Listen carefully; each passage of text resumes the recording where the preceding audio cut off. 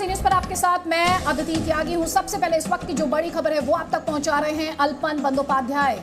आप जानते हैं उन्हें लेकर खींचतान पश्चिम बंगाल की मुख्यमंत्री ममता बनर्जी और केंद्र सरकार के बीच। और इसी बीच जो बड़ी खबर है वो ये है कि केंद्र सरकार कार्रवाई करने के मूड में है। हम आपको बता रहे हैं, हमारे सोर्सेज जो हैं वो जी न्यूज़ से ये कह रहे हैं कि केंद्र सरकार अल्पन बंदोपाध्याय को चार्जशीट भेजेगी। जी हाँ, इस वक्त की बड़ी खबर यही है, अल्पन बंदोपाध्याय को चार्जशीट भेजेगी केंद्र सरकार। आपको बता दें एडमिनिस्ट्रेशन सर्विसेज जो है वो DOPT यानी डिपार्टमेंट ऑफ पर्सनल ट्रेनिंग के अंदर में आती हैं। और लगातार हम ये देख रहे हैं कि किस तरह केंद्र सरकार और पश्चिम बंगाल के मुख्यमंत्री के बीच अल्पन बंदोपाध्याय को लेकर खींचतान।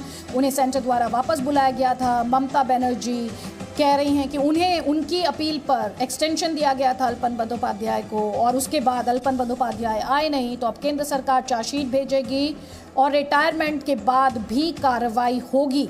अल्पन बंदोपाध्याय को ममता बनर्जी ने मुख्य सचिव के पद से हटाकर मुख्य सलाहकार बना दिया है। मेरे दो सहयोगी इस वक्त साथ में है। पूजा मेहता हमारे साथ कोलकाता से हैं और रविंद्र हमारे साथ दिल्ली से। रविंद्र, सबसे पहले कार्रवाई करेगी केंद्र सरकार, DOPT, चार्जशीट भेजी जाएगी और रिटायरमेंट के बाद भी एक्शन लिया जाएगा, और क्या डिटेल्स हैं इस बड़ी खबर को लेकर?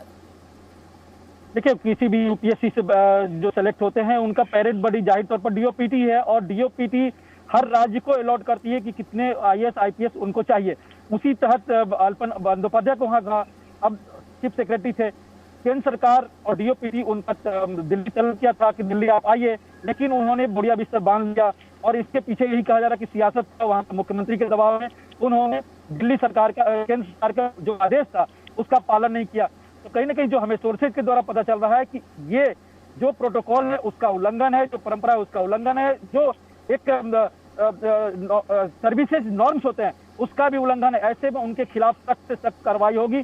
सेवानिवृत्ति के बाद जो पोस्ट रिटायरमेंट का जो बेनिफिट होता है, जो हमें जानकारी मिल रही है, तो केंद्र सरकार उसे रोक सकती है।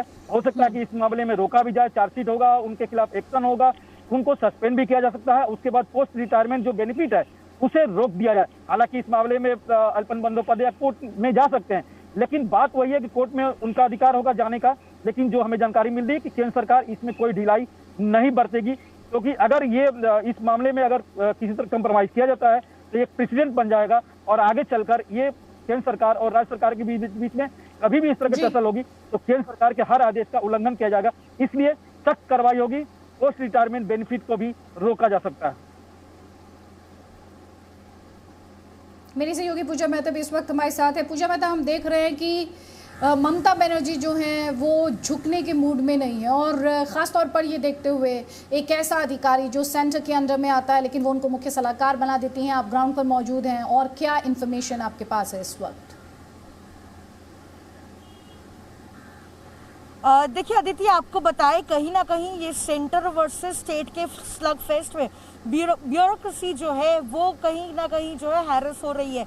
अगर जो है अनुमति मिल जाती मुख्य सचिव को उस दिन प्रेजेंटेशन देने की, जब प्रधानमंत्री नरेंद्र मोदी ने जो समीक्षा बैठक बुलाई थी, तो शायद ये बात इतनी ज़्यादा नहीं बढ़ती।